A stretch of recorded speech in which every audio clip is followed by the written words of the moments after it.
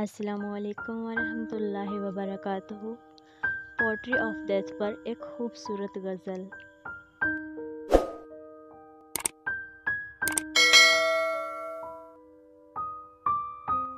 ہم مر گئے تو سب کو دفنانے کی فکر ہوگی، کسی کو قبر کی تو کسی کو لے جانے کی فکر ہوگی۔ میرا نام پکارا جائے گا مسجد کے مناروں میں، کہیں دیر نہ ہو جائے جنازے کی فکر ہوگی۔ پہلے روتے تھے میرے مرنے کے افسوس میں، ہم چلے گئے تو ان کو کھانے کی فکر ہوگی۔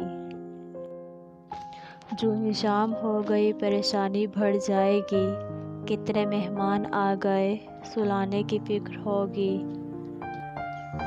پھیکے چاول بنائیں گے سب گوشت بنائیں گے، سب کو برادری میں عزت بنانے کی فکر ہوگی۔